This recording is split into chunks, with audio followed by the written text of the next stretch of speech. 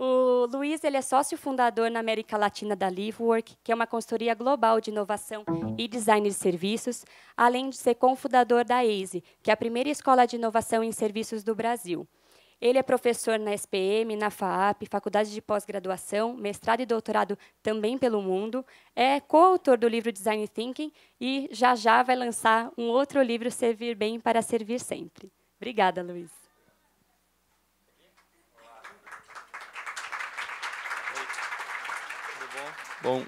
Bom dia. Me sinto um intruso aqui no meio de vocês.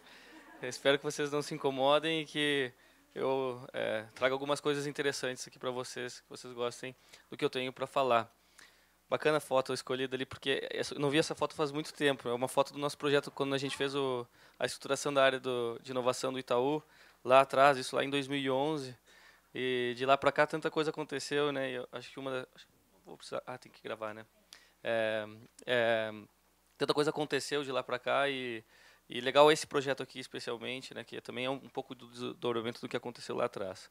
Bom, meu nome é Luiz, eu vim aqui para falar com você sobre o meu novo livro, que se chama Servir Bem para Servir Sempre. Ele ainda não está publicado, está longe da publicação, ainda não terminei, estou terminando o primeiro rascunho do livro, mas eu tenho algumas ideias que são bem interessantes que eu vim compartilhar com vocês e eu acho que pode ajudar no dia a dia. Eu sou sócio da Livework. A Livework é uma consultoria de design de serviços, né? O que isso significa? Como assim design de serviços, né? Nós utilizamos a abordagem do design para projetar o que é a abordagem do design, é olhar para as pessoas, e por isso que tem tanto a ver com o tema de hoje. Nós utilizamos essa abordagem para a construção de serviços que sejam interessantes, que sejam desejáveis para as pessoas, mas que ao mesmo tempo sejam bons para os negócios. E fomos fundados em Londres, em 2001, e em 2010 nós abrimos aqui no Brasil. Então a gente já trabalhou com um monte de empresa aqui no Brasil. Só que nós trabalhamos com grandes empresas, na sua maioria, né? E começamos a fazer projetos, a dar aulas, etc. E nós escrevemos esse primeiro livro, que também era um livro sobre projetos, sobre como utilizar o design para projetar soluções que sejam relevantes para as pessoas. Só que, de uns tempos para cá, eu venho pensando muito a respeito de que o nosso trabalho, se o nosso propósito é realmente criar um impacto no Brasil, melhorar as condições do serviço no Brasil, né? A gente todo dia eu acordo pensando nisso, né? Pô, um pouco do meu trabalho vai melhorar as condições do cenário de serviços que, convenhamos, não é tão interessante assim no nosso país, né? Só que eu só consigo trabalhar com 1% das empresas que são essas grandes empresas, enquanto que 99% das empresas talvez nunca tenham acesso a esse tipo de trabalho, ou talvez nunca passe por elas conceitos como esse do Design Thinking, que foi o primeiro livro que nós escrevemos. Talvez a gente precise repensar, ou eu precise repensar a maneira como nós estamos entrando em contato com essas pessoas todas, né? Ou talvez exista uma outra forma de influenciar, né? Fazer colocar um tijolinho ali na melhoria desses serviços, do nível dos serviços no Brasil. Então eu decidi, e realmente é um livro que não tem nem capa ainda, mas eu decidi escrever um livro que fosse sobre serviços e não sobre design de serviços, né? Que não fosse sobre projetar serviços, que não fosse sobre pensar em todas as fases de um projeto, como ali no funil que apareceu agora, né? Faz um desk research, daí sai a campo, conversa com as pessoas, cocria soluções, etc. Esquecer um pouquinho dessa parte metodológica e se concentrar um pouquinho mais no o que um bom serviço tem, né? Como é que eu faço para ter um bom serviço? Quais são os elementos de um bom serviço? E é claro que a gente, ao trabalhar com projetos de inovação, com projetos de design de serviços, a gente o tempo inteiro fala para os nossos clientes, não existe uma fórmula mágica, não existe receita de bolo, porque os alunos também, né? Muitos alunos vêm e nos procuram assim, pô, tá, mas como é que eu faço? É sempre assim? E realmente não é. Cada cenário é um cenário completamente diferente. Cada desafio é um desafio completamente diferente. Assim como o negócio de vocês aqui, com certeza, cada uma tem os seus problemas, as suas dificuldades, as suas barreiras, né? Os seus pontos positivos e assim por diante. Então, melhorar o negócio de vocês é um projeto específico, né, para cada um. Só que eu entendo que, tendo entrado em contato com muitos negócios e tendo mergulhado muito nesse mundo dos serviços, existem alguns elementos que podem ajudar, né? Por exemplo, se eu for simpático com as pessoas vão gostar mais de mim, certo? Então tem algumas coisas que eu posso fazer num serviço que também podem ajudar e que eu posso prestar atenção e se eu prestar atenção neles e construir em cima deles, eu consigo melhorar as condições do meu serviço. Então a ideia não é uma fórmula mágica, mas a ideia é que seja um livro super simples, com uma linguagem super acessível, rápido de ler, meio que para presentear. Assim, a mãe está abrindo um negócio novo, ou o filho entrou numa faculdade de administração, sei lá, dá para o filho e talvez inspire ele a fazer algumas coisas. Então essa é um pouco a ideia. Eu vou trazer alguns tópicos, eu tive que reduzir, porque essa escola, né, eu sou fundador de uma escola de inovação e serviços que fica aqui perto, na Paulista. E nessa escola a gente tem eventos que são abertos ao público e que são campfires, que a gente chama. São encontros como esse aqui, um bate-papo para expor ideias. E essa palestra surgiu como um tema desse campfire, né? O livro surgiu como um tema desse campfire, né? Vou colocar algumas ideias que eu tenho a respeito de serviços. Só que lá são 2 horas de duração, então eu cortei algumas coisas. Eu peço desculpa se em algum momento eu pular ou parecer que está estranho. Como assim? Como é que ele chegou aí? Mas eu acho que eu consegui montar uma história boa para vocês. Bom, então eu gostaria de começar falando um pouco sobre como que nós chegamos aqui, né? O que aconteceu nos últimos 100, 200 anos? O mundo era completamente diferente lá atrás, né? E aí veio a Revolução Industrial, a urbanização, as pessoas, né, se mudaram para cidades e começaram a solicitar o governo precisou entregar, estruturar serviços públicos, etc. E aí novos negócios começaram a aparecer, como a grande oportunidade de ter muitas pessoas ali no mesmo lugar, né? E aí a gente começou a evoluir como dentro dessas comunidades, né? A gente começou a evoluir como população, né? Como nação global. Só que pensem assim, nos últimos 90 anos, né? A gente tudo mudou, todos os negócios mudaram. A essência, a gente tem grandes organizações que têm mais de 90 anos, né? Só que a maneira como nós nos relacionamos com essas organizações mudou completamente, né? As nossas expectativas mudaram completamente, né? Até estava no slide ali anterior, né? Os consumidores agora são mais exigentes. Por que eles são mais exigentes? Porque algumas coisas, algumas novidades surgiram nos últimos anos que impactaram todo mundo dos negócios, né? Então, eu acho que tem 4 que são fundamentais e que impactam realmente assim, toda a minha maneira de trabalhar, por exemplo, a maneira que os meus clientes esperam que nós entreguemos os nossos resultados em projetos.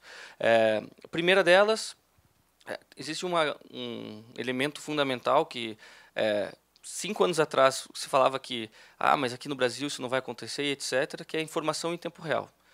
Hoje em dia, todo mundo, praticamente, tem acesso à informação através de computadores, telefones, né, smartphones, etc., o tempo inteiro. Então, essa informação em tempo real, ela faz com que a gente consiga descobrir, sei lá, a gente entra numa loja, sei lá, quer comprar uma ração, isso aconteceu comigo, sei lá, anteontem, fui comprar uma ração para o meu cachorro. Estava na loja, que é o veterinário que eu sempre levo, e ele me falou o preço, eu entrei na hora, sei lá, buscar pé, e já vi quanto é que estava custando nas outras lojas ao redor. E isso acontece com o negócio de vocês também. Então, essa informação em tempo real, ela eleva, né, a barra. Fica muito mais complicado, porque vocês têm que realmente ter uma informação que seja adequada. E a informação em tempo real também nos faz entender muito bem o que está acontecendo lá fora.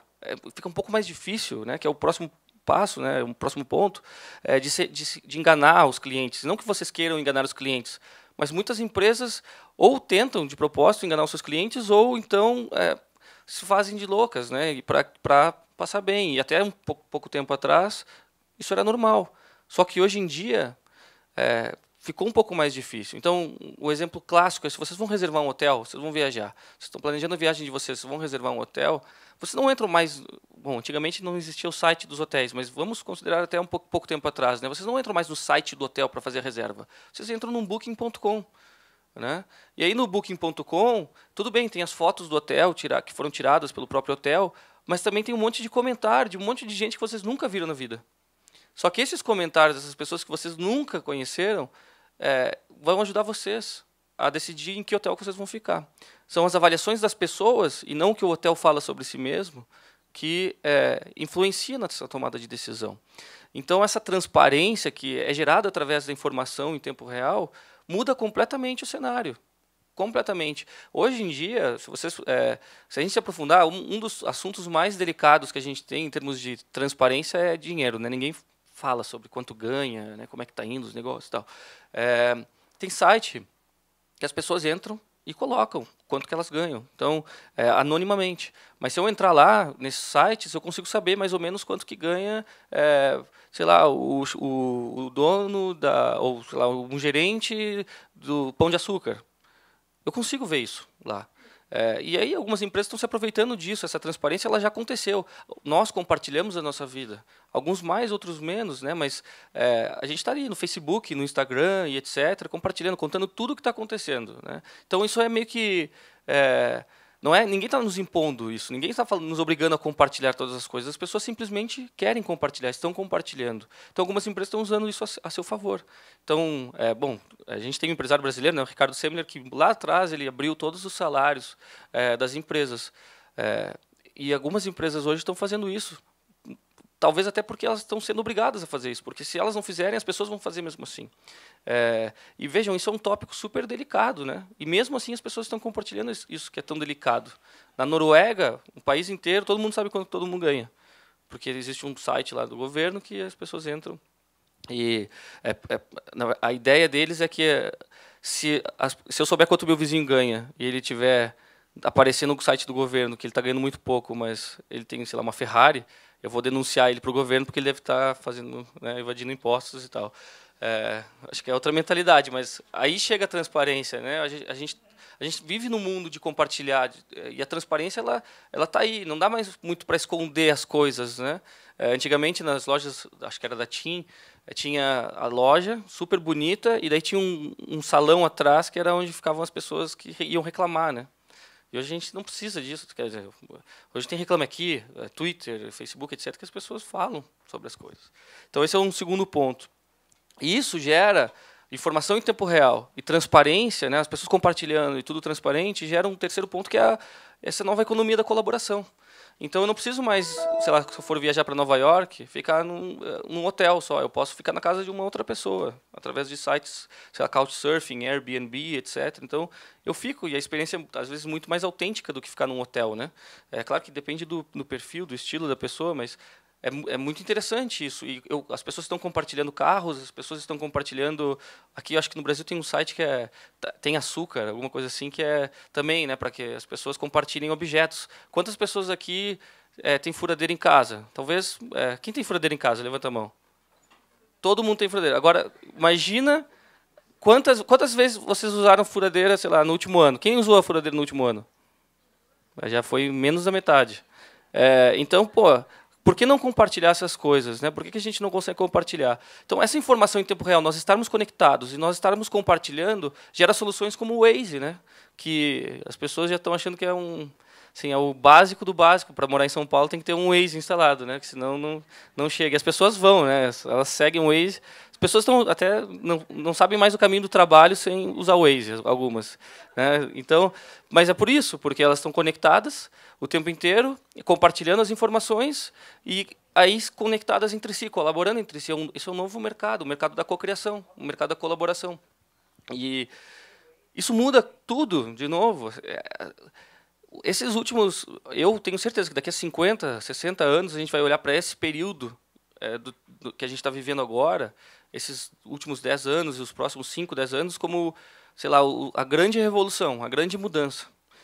Porque a gente está todo mundo se conectando novamente. Aí talvez até um papo meio filosófico, mas a gente começou lá como espécie lá na África, né? É todo mundo a mesma coisa. E aí a gente se expandiu, a gente foi para tudo que é lugar e cada um ficou de um jeito diferente, né? Então os povos eles se formaram e agora a gente está todo mundo se juntando novamente, a gente está se conectando novamente. Até 1800 e pouco que o telégrafo foi inventado, a informação só viajava na velocidade que uma pessoa viajava com ela. Pensem nisso, né? Então, até o telégrafo, que em 1800 e pouco, a informação viajava tão rápido quanto a pessoa que estava carregando essa informação. Hoje não, hoje eu estou aqui, mas se eu pegar, eu posso disparar um tweet e alguém, sei lá na Inglaterra, vê que eu estou aqui, né? E assim, essa é a nova dinâmica, né? E por isso que vocês, todos nós, né, estamos muito expostos. Fica muito mais complicado prestar bons serviços quando eu sei quais são as condições de todos os serviços que já existem. Então, eu tenho um negócio, sei lá, o menor negócio que seja, eu vendo formigas em caixa na minha casa. Mas talvez tenha um cara lá na Indonésia com o mesmo negócio, dando show, crescendo, etc. E quem é amante de formigas em caixa vai saber que existe esse outro cara. E aí está a barra. Não é mais o meu bairro, a minha rua. Não, é o mundo, né? Então, as pessoas elas estão viajando mais, né? Tudo ficou muito mais acessível. E a partir disso, a concorrência ela é global, porque a expectativa ela é global. As pessoas elas estão com uma expectativa que é nível mundial já. Isso vale. Assim, algumas de vocês talvez estejam pensando assim, mas isso não vale para o meu negócio. Talvez não vale ainda, mas daqui a pouquinho vai valer. Daqui a muito pouco tempo vai valer já. E é provável que vai valer já para todo mundo, tá? E além disso, a gente tem um outro elemento que é o último dessas regras que mudaram, desse mundo que mudou, que as gerações elas parecem que estão vindo muito mais rapidamente, né? Então, antigamente eu tinha lá os baby boomers, daí depois a geração X, etc. Mas agora estão Y, Z, não sei o quê. Então, tá todo mundo meio que vivendo junto e se conectando mais. Antigamente, sei lá, os avós, eu interagia, né? As pessoas interagiam com seus avós quando iam visitá-los na casa, etc. Agora não, agora está todo mundo no Facebook lá conversando. Esses conflitos, né? Uma empresa ela tem que estar pronta para uma pessoa que não está conectada, que não sabe se virar, sei lá, não sabe nem usar um cartão de crédito e com pessoas que esperam que já exista tecnologia NFC para fazer um pagamento. Né, que possa fazer uma assinatura e botar em débito e etc. Então, como é que eu faço para servir, estar preparado para tanto conflito generacional? Né? É muito difícil. Então, claro que a tecnologia ela ajuda, né? Ela ajuda muito. Então, a gente tem que utilizar. Essas coisas que vieram, elas são muito positivas. Hoje em dia, para ter um negócio e operacionalizar um negócio é muito mais simples e a gente precisa de muito menos gente do que antigamente. Mas, ao mesmo tempo, as exigências elas aumentaram bastante. E aí, vamos às coisas compartilhadas, né? Um exemplo sobre esses compartilhamentos, isso aí é uma foto que eu mandei para minha família pelo WhatsApp quando o meu cooktop chegou em casa. Porque eu fiquei 2 meses sem poder cozinhar na minha casa, porque uma empresa que faz esses cooktops, esses fogões, né? Ela entregou o produto... Na verdade, quem entregou foi a empresa onde eu comprei a loja, né? O comércio. Mas eu estava fazendo uma reforma em casa, daí eu precisava saber qual era o tamanho do buraco que eu precisava para fazer na pedra, né? E daí eu comprei o produto antes de abrir, e antes da pedra ficar pronta. Daí eu só abri depois do prazo de devolução. Quando eu fui abrir o produto para instalar, ele estava completamente torto.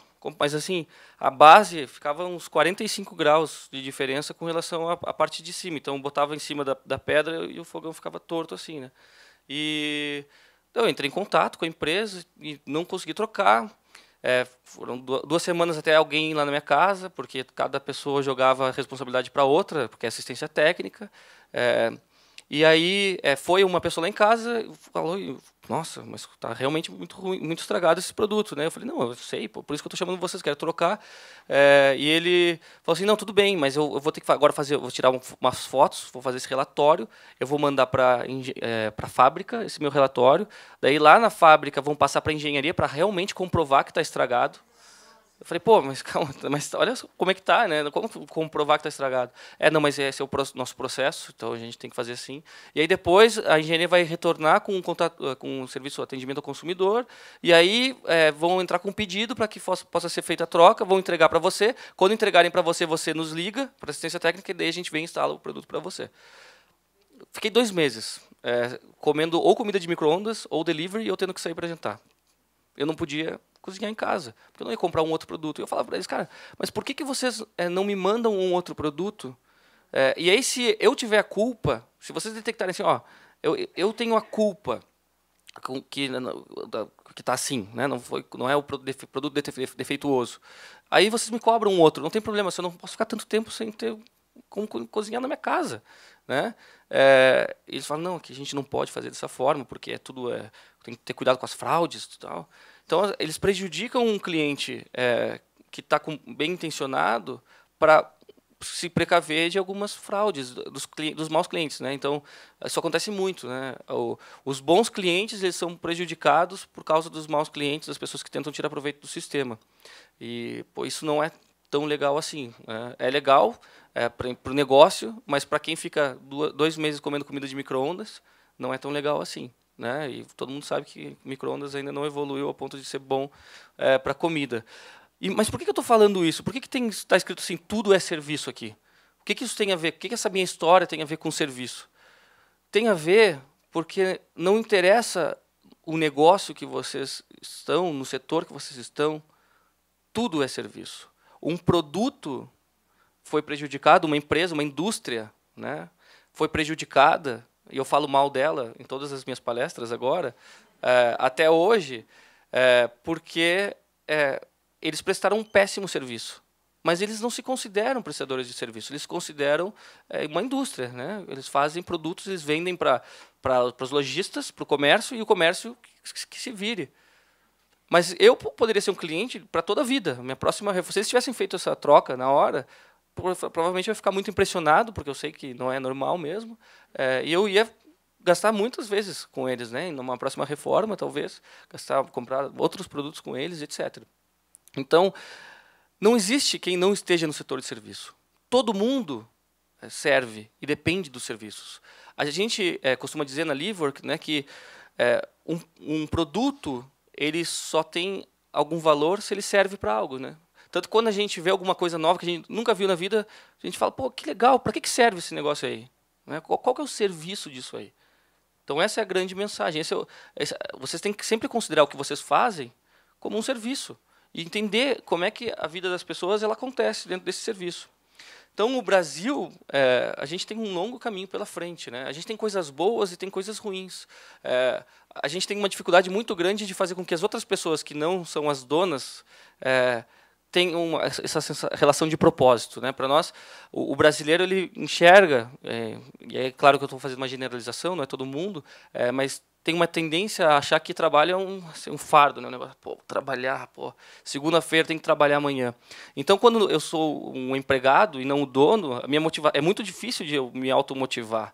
É muito difícil de entender o porquê que eu estou fazendo aquelas coisas, né? Então, essa transmissão de propósito ela é fundamental. Como é que eu faço para que o cara entenda que quando um cliente vier me perguntar alguma coisa, não é para, sei lá, tem água aqui, não é para dizer sim ou não. É para dizer, olha, nós não temos água, mas se você está com sede, a gente tem alguma outra coisa, assim, assim, assado. E não pela venda, porque eu consegui entender o que a pessoa está procurando. E, a partir disso, eu oferecer algo para ele, né? Ajudar, né? Oferecer ajudar, mais do que oferecer vender. Né? Não é tentar empurrar a venda.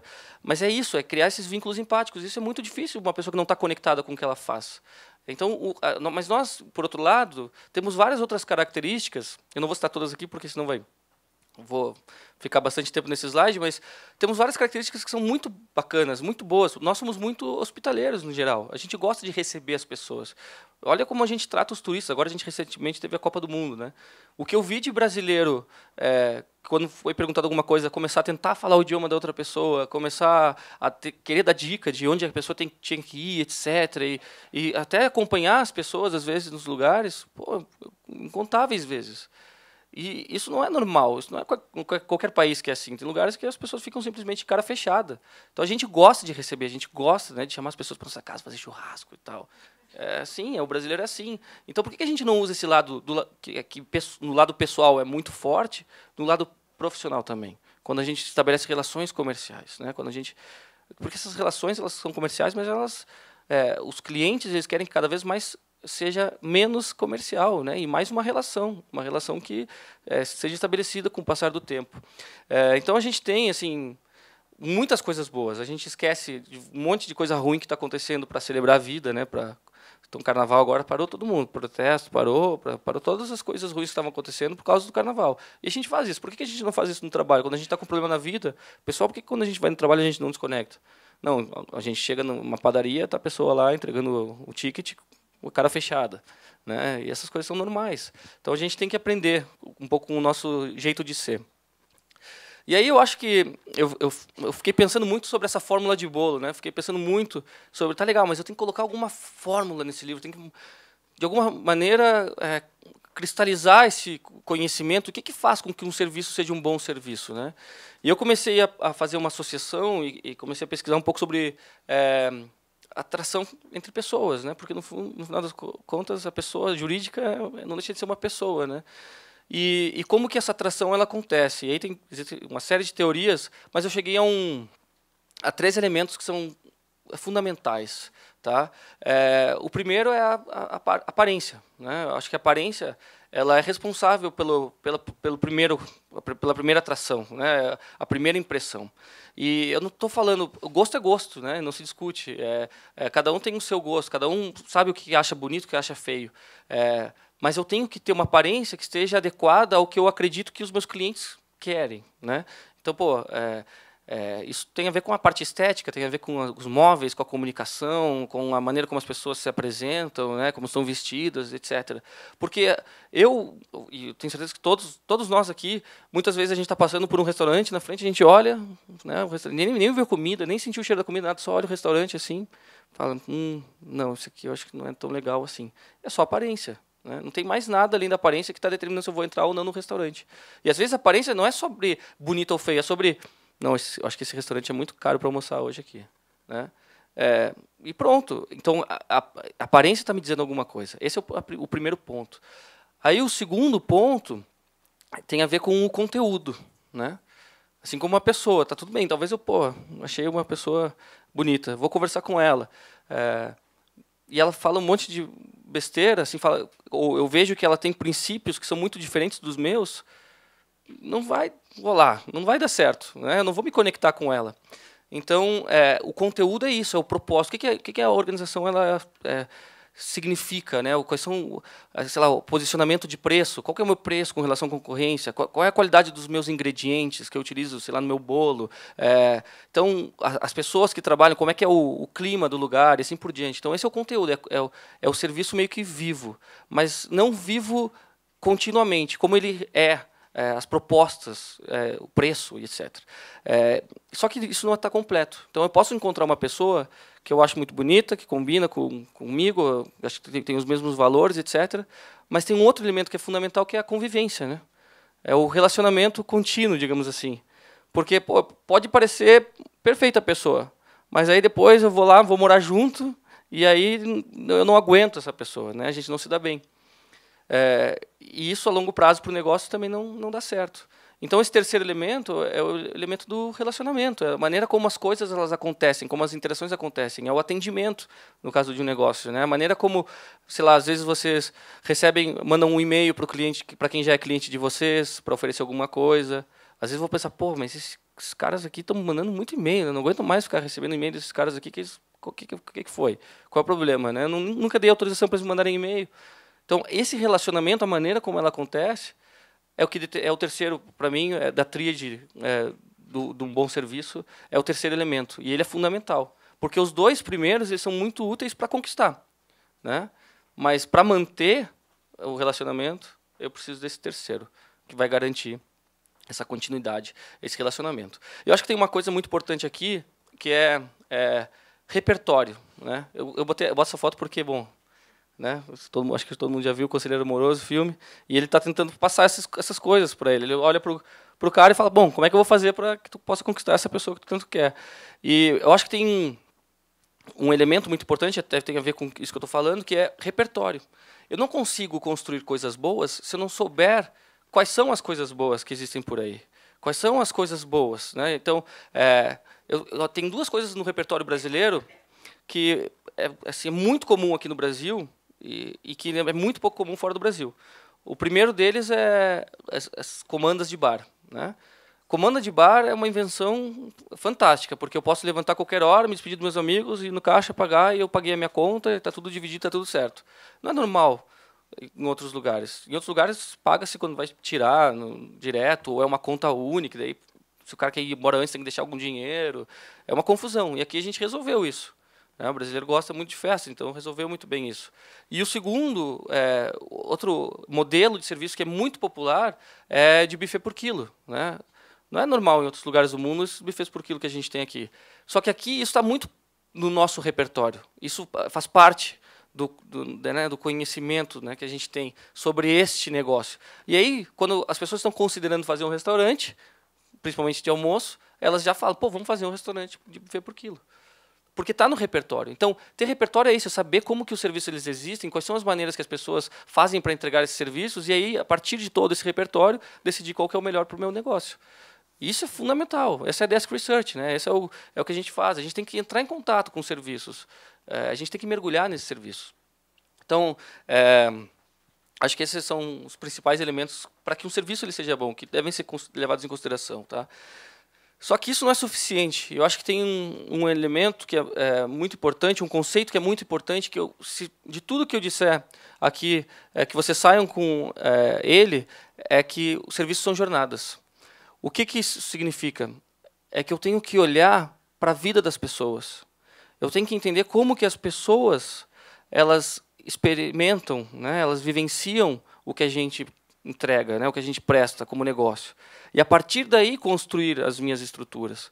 A gente tem um problema muito grande que a gente tende a pensar no nosso negócio. Tá? Qual é a nossa visão? Qual é a nossa estrutura? Quais são os nossos processos? Como é que a gente vai fazer para entregar? Como é que a gente vai fazer para receber pedido, etc. Não, é o contrário. Como é que o cliente faz para fazer um pedido? Como é que o cliente recebe a mercadoria? E assim por diante. E quando eu entendo essas jornadas, que começam muito antes... Quantas pessoas aqui têm alguma loja, varejo? Então, a jornada do cliente de vocês começa muito antes do cara entrar na loja, de dar um passo na loja. Ele estava pensando a respeito de vocês. Ou ele estava com alguma coisa em mente, quando ele viu a loja de vocês, falou, pô, talvez ali tenha isso aqui. Então, o que é esse muito antes? O que ele estava fazendo? E depois, quando ele saiu da loja com, sei lá, a sacola, o que ele vai fazer com aquilo lá? Como é que eu faço para continuar relevante para ele? Né? Então, eu tenho que pensar e entender as jornadas, o antes, o durante e o depois. E entender que essas jornadas elas dependem de outras coisas que não apenas do nosso negócio. Então, se vocês forem tirar tirar dinheiro no caixa do Banco Itaú, né? E aí tiver, sei lá, um cara com um cachorro, sei lá, que está mordendo todo mundo lá dentro. O Itaú tem culpa nisso? Em teoria, não tem tanta culpa nisso, né? Mas influencia a experiência de vocês de tirar dinheiro no Itaú? Completamente. Completamente. Então, entender que existem coisas que não dependem da gente, mas que influenciam na experiência do cliente, é fundamental. Porque só conhecendo todas essas outras coisas, quando a criança chega do colégio e conta para os pais alguma coisa, isso faz parte. E os pais contam para os amigos. Isso faz parte da experiência do colégio. Por mais que pareça que não tenha nada a ver. Né? E entender essas jornadas dessas pessoas é que faz com que os serviços sejam grandes serviços. Então, tem um trecho do livro que eu gosto muito que se chama de CEO para CEO, né? E esse é um cara que ele conseguiu fazer essa transição muito bem, né? Porque o que acontece? As empresas normalmente elas começam muito boas, as que começam a crescer, né? Porque o dono ele está presente em tudo, ele entende tudo, ele sabe o que os seus clientes querem, né? Só que com o passar do tempo, o dono vai ficando mais importante. E ele vai tendo que tomar outras decisões e ele sai do dia a dia, ele sai do balcão. E quando ele sai do balcão, ele para de ter esse contato com as pessoas. Ele para de entender quem são as pessoas, quem é o cliente, o que ele quer, do que ele está gostando, o que ele não está gostando. E quando ele sai desse balcão, quando ele se afasta do balcão e perde esse contato, ele começa a tomar as decisões erradas. Porque ele já não está mais conectado com esses caras. E por que o Silvio Santos está aí? Porque até hoje ele está lá, com o cliente dele. Né, interagindo. Ele precisava estar com o programa dele até hoje? Claro que não. Né? Claro que não. Só que ele está lá porque ele está conectado com... Ele tem um senso de propósito, obviamente. Mas mais do que isso, ele está sempre sabendo o que o cliente dele quer. O que eles estão falando, quais são as novidades, etc. E esse é um grande exemplo, né, de um cara que era seu, continuou seu, mas virou um grande CEO, né, de um império. Né? Isso é muito interessante. É estar sempre conectados com os clientes. Tá? Isso é empatia. E empatia vai fazer com que vocês mantenham ao invés de conquistar os clientes. Porque o esforço, e a gente aprende isso muito quando a gente estuda negócios, né? Pô, marketing, etc., vamos comunicar. Só que o esforço de vendas ele é inútil se eu não conseguir manter o meu cliente depois. Manter é muito mais importante, ter um bom serviço. Quando a gente, por exemplo... se a gente morasse nessa cidade, Serra da Montanha, Serra da Saudade, Minas Gerais, tem 822 habitantes, é o menor município do Brasil. Se eu tenho uma padaria lá e eu tratar mal os meus clientes nunca vão voltar. Eu posso gastar quanto eu quiser em marketing para divulgar a minha marca, entendeu? Mas mesmo assim, os clientes nunca vão voltar. Porque eu preciso fazer com que eles estejam ali sempre. E hoje, a nossa aldeia global, toda conectada, etc., é assim. Hoje, os clientes eles vão voltar, tudo bem, eu posso fazer um esforço para divulgação, divulgar minha marca, mas eu quero que eles fiquem. E aí, para ficar, eu preciso prestar bom serviço. As empresas elas têm gasto fortunas, principalmente as grandes empresas, em conquistar novos clientes, como se fosse um balde, que daí eu estou colocando mais água do que a água que está saindo. Mas está saindo água, e daqui a pouco não vai ter muita mais água para entrar. Né? Aqui em São Paulo está difícil. E aí tem outro elemento que é com relação ao que é suficiente, né? Porque a gente às vezes tende a fazer as coisas assim, vamos fazer só o suficiente. Vamos fazer, isso aqui é bom o suficiente, já está valendo. Por quê? Por que não é mais assim, né? Então, acho que a gente tem uma cultura muito de copiar conceitos. Eu não quero ofender ninguém aqui, mas no Brasil tem muitos empreendedores que simplesmente vão viajar, vai para os Estados Unidos, né, vai para a Europa, etc., vê alguma coisa, isso aí não tem no Brasil. Daí vai lá, traz para cá. E aí faz. Só que tem muitas pessoas que fazem bem, porque elas adaptam, elas olham, elas entendem o mercado. Mas tem muita gente que simplesmente copia, de qualquer jeito. Copia pior, copia mais barato. E acha que vai dar certo. Então, evitem ser esse tipo de empreendedor. Né? Façam algo que seja único, que tenha propósito. Já está na hora da gente começar a criar as nossas coisas, as nossas ofertas. Fazer só o suficiente para ganhar dinheiro, talvez dê dinheiro, mas não seja uma vida que alguém queira realmente levar. Né? Não é só o dinheiro. Se as pessoas vão acordar todos os dias para ir trabalhar num lugar, que seja um lugar que não seja só levando com a barriga, né? Só o suficiente, que seja algo mais nobre, mais interessante. E aí, acho que tem um elemento interessante que é a parte cultural, né, do servir. Uma marca, ela deveria ser, não que ela sempre é, mas ela deveria ser o reflexo de uma cultura que existe internamente. Se ela não for o reflexo dessa cultura internamente, é uma mentira que eu estou contando. Eu preciso, os meus princípios, né, como empresa, elas têm que transparecer do outro lado. E eu tenho que criar uma cultura que enalteça as boas coisas das minhas pessoas, né, da minha equipe, etc. Então, por exemplo, se eu crio processos que ajudam a fazer com que as pessoas conheçam os clientes, ótimo, eu estou criando uma cultura de serviço. Esse é um bom exemplo, né? Na Starbucks, se vocês forem pegar um café, a pessoa pergunta o nome. E escreve ali com a caneta o nome da pessoa, né? Às vezes errado, né? Muitas vezes errado. Mas escreve o nome das pessoas. E o que acontece se vocês forem, sei lá, 3 vezes na mesma semana, no mesmo horário no Starbucks? Na terceira vez, o cara já vai chamar vocês pelo nome. Vai falar, e aí, Luiz, tu tá aqui de novo e tal. E se fosse em qualquer outro lugar que não perguntasse nunca o nome, porque a maioria dos negócios não pergunta o nome nunca, né? Qualquer cafezinho que a pessoa vai tomar é 47. E daí vai lá, 47, pega o café, né? Nunca. O cara pode ir todos os dias, nunca vão saber o nome dele, porque nunca perguntaram. Então, se eu pensar nas coisas dessa maneira, eu consigo criar relações pessoais. O que acontece quando eu chego no Starbucks pela terceira vez numa semana e o cara me chama pelo nome? Eu falo, vou voltar aqui sempre, né? Os caras me conhecem, claro que eles não me conhecem, mas sabe, tem aquela relação pessoal, a conexão emocional pessoal. Tem uma empresa nos Estados Unidos chamada Zappos, com 2 P's. Ela entrega sapatos. Recomendo que vocês pesquisem a respeito dela. Eles fazem esse negócio, conexão emocional pessoal. É fantástica essa empresa. E para projetar isso, e a única parte que eu falo um pouquinho sobre design no livro, eu falo sobre empatia, colaboração e experimentação, que são os 3 pilares do design thinking, esse pensamento de design, que é utilizar as pessoas, né, entender as pessoas e projetar para elas. Então, a empatia é sobre se conectar com as pessoas, colaboração é sobre projetar junto com elas, e experimentação é testar antes de implementar. Né? Então, qualquer coisa que eu faça para mostrar para elas, é mais ou menos isso que você está pensando? De maneira rápida, e ela me diz, sim ou não, mais ou menos, já me ajuda a evitar que eu gaste muito dinheiro desenvolvendo algo que não tenha nenhum valor.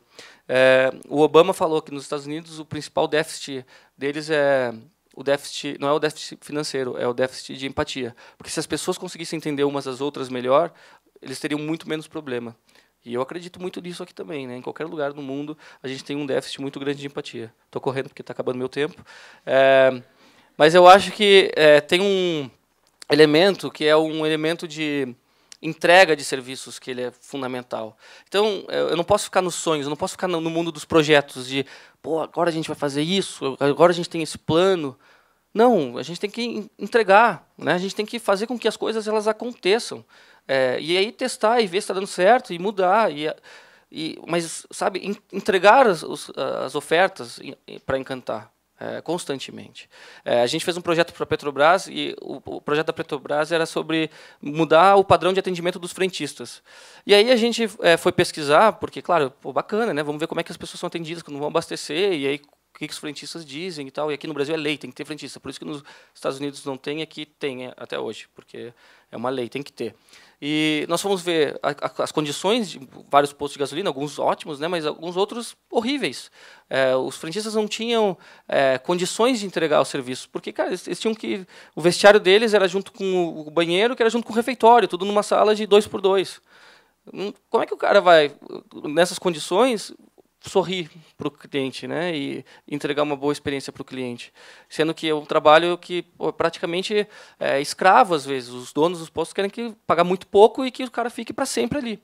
Então a gente falou assim, cara, a gente vai fazer esse projeto que é o padrão de atendimento, só que para a gente fazer esse projeto a gente também precisa repensar a maneira como os frentistas eles entram e saem da organização de vocês e pensar em novas estruturas, porque se o frentista, que é o cara que está ali na linha de frente, ele não tiver as condições corretas para entregar um bom serviço, não adianta nada a gente desenvolver um trabalho para que vocês prestem um melhor serviço, porque eles não vão conseguir entregar nunca esse serviço. E aí a gente fez esse projeto junto com a Petrobras também.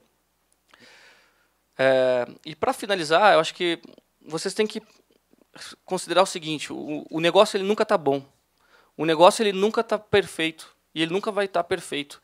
E o mundo vai sempre mudar, né? A única constante é a mudança, né? E não lembro agora quem disse isso, Confúcio, eu acho. E a Disney, que é um case mundial de serviços, se vocês pesquisarem histórias na internet de bons serviços, 8 a cada 10 serão da Disney. E eles também estão mudando o tempo inteiro. Estão mudando para aumentar as receitas e estão mudando para melhorar as experiências dos clientes, né? Então, a Disney não precisaria mudar, em teoria. Só que eles estão o tempo inteiro correndo atrás de mudanças. E são mudanças que às vezes parecem pequenas, mas que são muito grandes. Agora eles implementaram esse sistema de relógio, que faz a cobrança, que abre as portas do quarto do hotel e assim por diante. Então, mudou completamente a experiência, através de um pequeno aparelho. Claro que é uma baita de uma tecnologia. Mas a gente trazer para pequenos negócios e médios negócios aqui no Brasil é também sobre essas pequenas mudanças, que causam um grande impacto no final das contas, no total.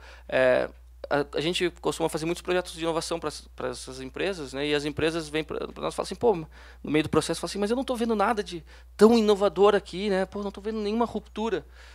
Eu falo, mas a ruptura ela não está na grande mudança, não é uma grande mudança. São as pequenas mudanças somadas, né? Que as pequenas melhorias somadas que vão fazer uma grande experiência. Vão entregar uma grande experiência. Então essa é um pouco a ideia, que eu nunca pare, que eu esteja sempre olhando para o meu negócio, olhando para o meu negócio através do olho dos clientes e a partir disso eu entregue melhores soluções sempre. Então, pessoal, muito obrigado, espero que vocês tenham gostado. E depois a gente vai ter um tempo para perguntas e respostas lá no final.